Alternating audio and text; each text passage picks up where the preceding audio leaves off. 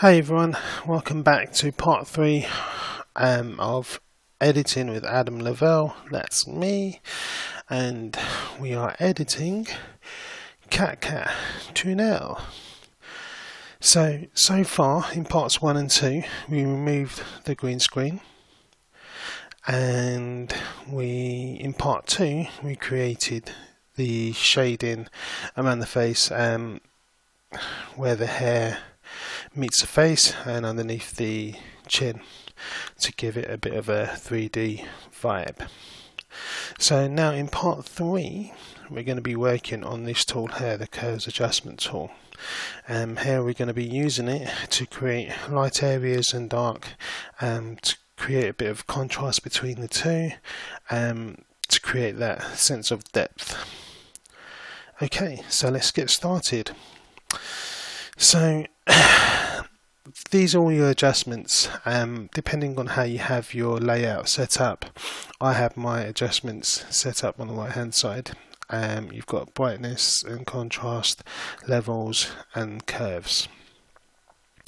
So I'm going to click on that and then I get this.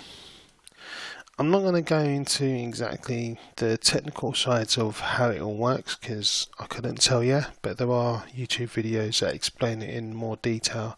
I'm just going to share with you my process. So first here is the clipping tool, so it clips it to the layer underneath. I mean, there's only really one main layer, but I've kept a copy layer, like the main original layer at the bottom, so it's only going to be affecting this particular layer. Now with my mouse I'm going to select, just click on somewhere around here and then just drag this line down, and as you can see the image is getting darker, right? That's completely dark, and taking it above the line makes it lighter. So here I'm going to be making it dark. I actually really like that skin tone. Okay, and then I'm going to press Ctrl I, which I think means invert. So now you see this is turned black. What that means is anything that I draw on with a white brush, that's at 25%. Anything that I draw on a white brush will come dark. Anything that I draw on a black basically just overwrites and clears it like an eraser.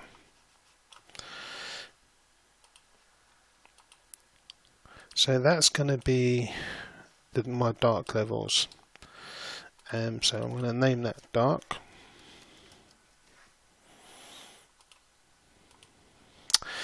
And I want to create another curve adjustment layer, this time light.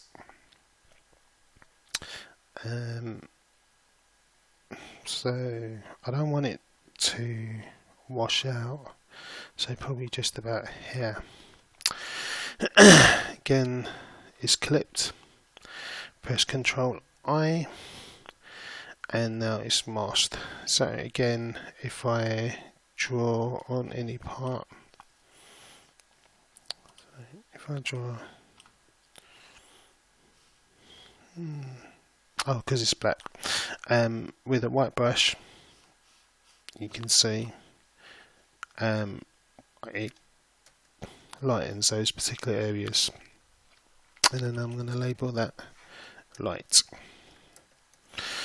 Okay, so my dark and my light.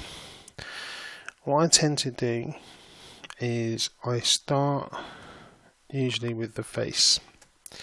So I'm going to zoom in and I'm going to do the dark areas first. Thing about this part of my process is I will always go back at later stages and make more adjustments. So it might look right now, but when I do further parts of this process, I might make adjustments. So that's quite dark, right? So I'm going to reduce my opacity down to about 30. See how that looks. Okay, that's much better. So straight away you can see that I'm adding a bit of depth to the lips. I try to follow where there's a bit of where the skin tones is already naturally dark, and work on those areas, and where it's light I'll go over with light. So let's move away from the lips for a second and go to the eyes. Now I'm going to go over just underneath the eyelids, give KatKat a bit of a tired look. It's all that greedy that she plays at Thirsty Camel. Stays up to all hours. Not really, she doesn't. But you might find her at Thirsty Camel. And if you ever do see her, say hi, because she is an awesome person. Okay, and work on the eyes. Thing is, I don't actually have a particular flow of like which areas to work. It's whatever catches my attention at that moment. So sometimes, I used to do it so like I would start from the hair, like go from the top and work my way down. Then I would then start from the face and just from the center and move my way out from right to left. Honestly, it's whatever I see at that time. So what I'm doing is just working on the eyes. Just going to go over the eyebrows a little bit.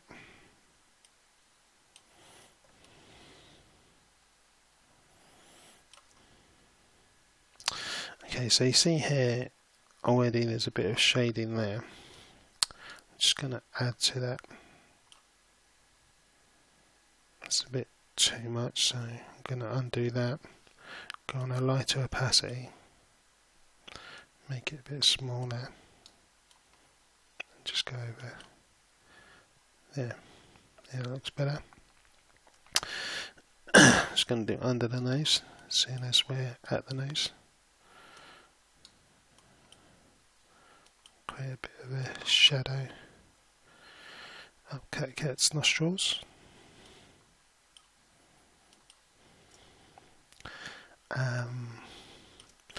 Cheekbones.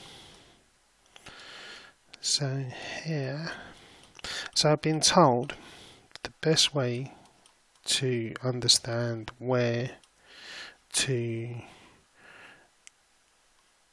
do the light areas, dark areas, is to kind of watch YouTube makeup tutorials, because it tells you which areas to contour, if that's the right phrase, how your eye makeup might be, where it will be lighter, where it will be darker. If you understand that concept on how to apply makeup, then this process might be a bit easier. For me, I'm just assuming. I don't wear makeup myself personally. Maybe after a few drinks on a Friday night. Not really. I don't want people thinking that I wear makeup. I don't. Not that there's anything wrong with guys wearing makeup. I was actually watching a program the other day called Dragon's Den. It's like Shark Tank in the States, but Dragon's Den is the UK version, where you've got all these entrepreneurs and people come in with their investments, and there's this guy selling makeup for guys, and it was really well branded, and his pitch was pretty decent. and he got an investment. And I mean, when he was explaining like the market, the demand for guys wanting to wear makeup but not necessarily go to like the typical places where you buy makeup, like I don't know, Mac stores, or I don't know, wherever girls buy the makeup from. They don't really want to be going to those kind of places. They'd like to go somewhere where it's a bit more guy friendly. But it was quite amazing to see. You know, just to hear the numbers, like the demand. So maybe it might be time to get a bit of like the makeup for around my eyes, because I ain't been sleeping too good recently. But anyway, back to editing. I went off in a tangent right there. It's keeping you entertained. Well, no. See, this is what I'm saying. This is so weird, talking whilst editing. I don't know how people do it,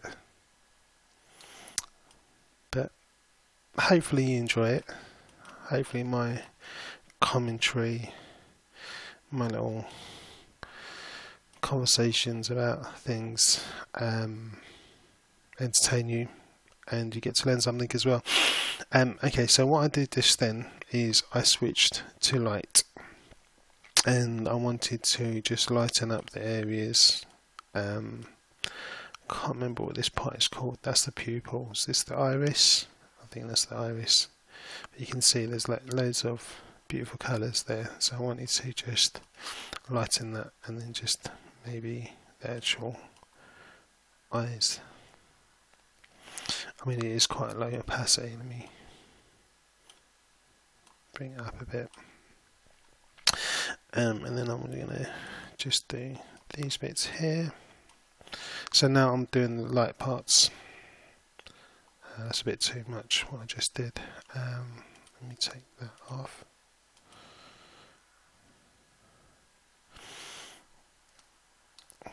Okay, bring it down.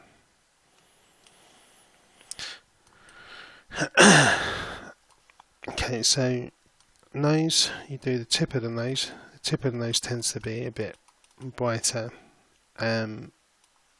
because that's where the I'm assuming the light will be shining down, and the bridge, a bit of light here, maybe under here a bit, underneath the chin. Thing is, right now it might not look like I'm doing anything, but as you see, as the image progresses, you'll see the impact these adjustments will have on the final image.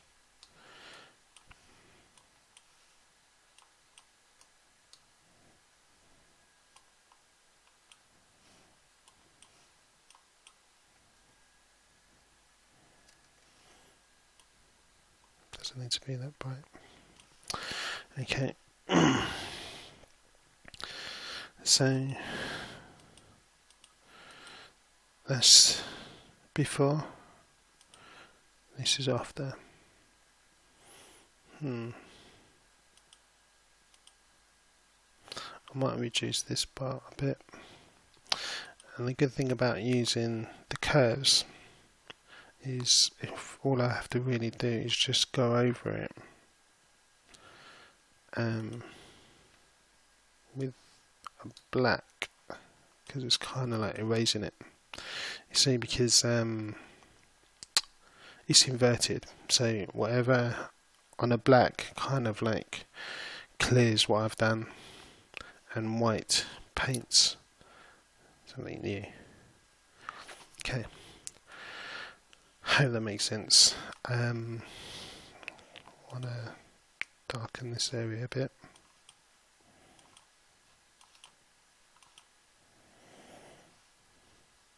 Possibly. Nope.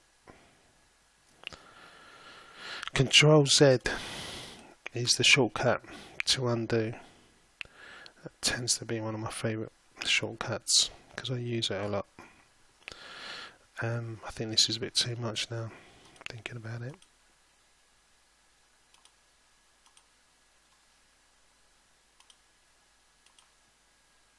And I always tend to have this out as well so I can see how many steps I need to go back when I mess up. So I'm just going to go on a lower opacity, and this time go in one stroke. Okay, that works. Even lower opacity. I'm just going to go over here because this area is kind of casting, has a shadow casted by this hair, so I'm just making that a bit darker. That makes sense. Okay, so I'm going to stop working on the face for now, but I am very likely to go back to it later as the image progresses. So the collarbone, I use that just to accentuate the crevices. Is that the right word? Not sure.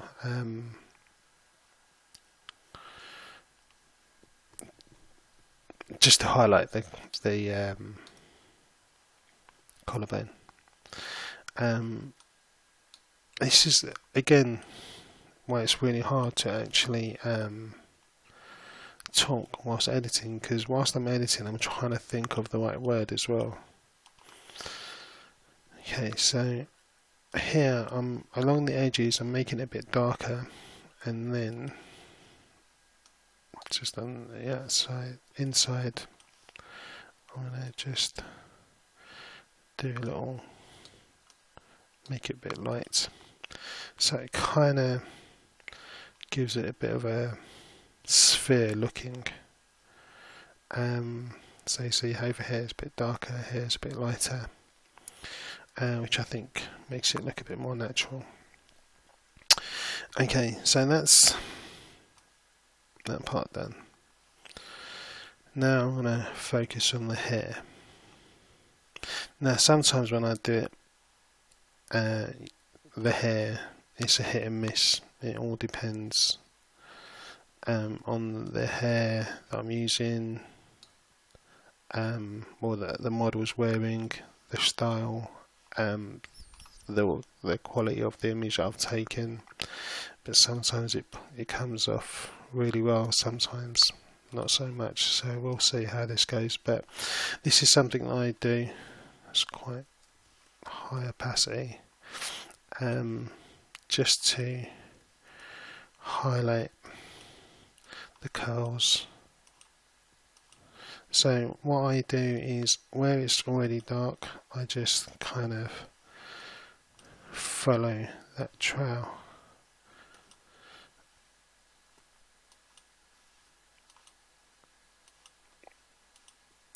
And you can see like I'm kind of like flicking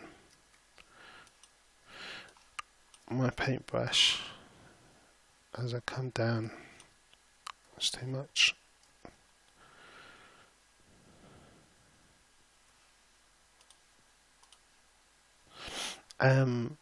Because I want to kind of keep it with the flow of the actual hair. Happy with that.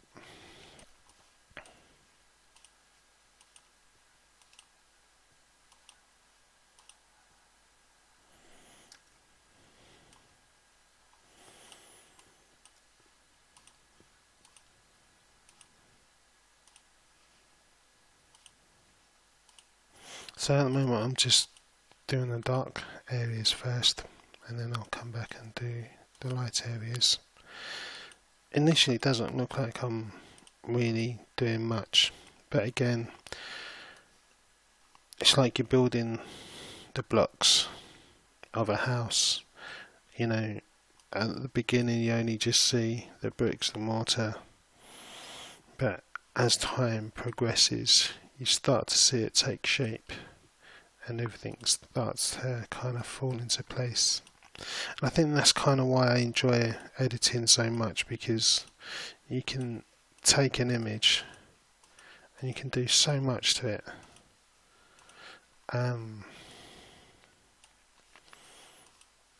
And it can look completely different to the original. I could look fairly similar to the original, but with certain techniques you've maybe brought it to life, which is pretty cool.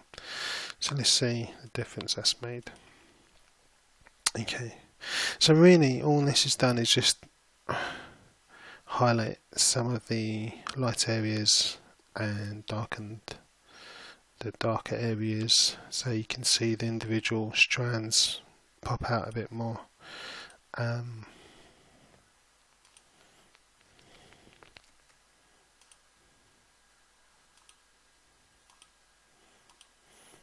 Thing is, you got to know when to stop, because otherwise you'll just keep going, and then before you know it, so much time's passed. And the thing is, a bit later on you might do some other kind of adjustment, and it kind of takes out it will wash out the work that I'm doing right now.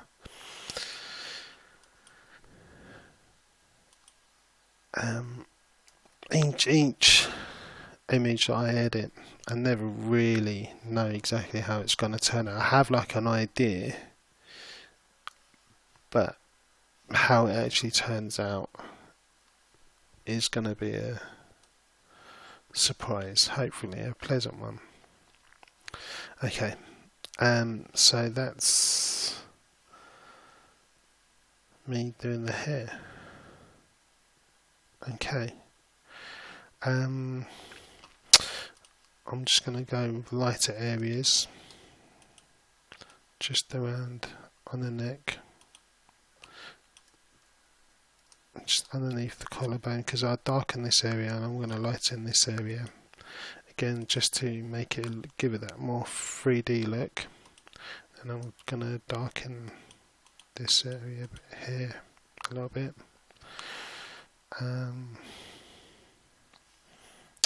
Maybe that's a bit too much, so I'll lighten it a bit. Does that look natural? Natural shading, maybe? Let's see. Okay, so that's how I dodge and burn. For me, it's really simple. For the longest of times, I used to use the actual dodge and burn tools, where I would literally do the same thing, but so I'll go around here, and then you can choose mid-tone, shadows, highlights, and that would be my process of doing dodge and burn. But then I saw a YouTube video about doing the same thing but using the curves, and I actually enjoy it a lot more. It seems like it's a bit more natural looking, so I kind of kept to it. So that's the thing again with Photoshop. To do one thing, there's probably a million ways to do it. So some of the techniques that I've used to create shadows, getting rid of green screen, to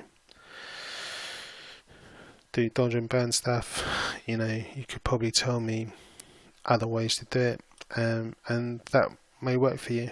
And if it does, great. And if it's a quicker, better, more effective way, please do share. Let me know. Be sure to put something in the comments on your thoughts about my processes. Okay, so that's the curves tool. So I'm going to end this part here now. The next part will be focusing on other adjustments. So I'm going to be playing around with brightness, exposure, maybe gradient. I haven't decided yet whether I'm going to make this a black and white image or whether I'm going to keep it colour. So we'll see in the next video. But thank you for watching. Again, just to summarise, we used the curves tool. We made 2 adjustment layers, one dark, one light.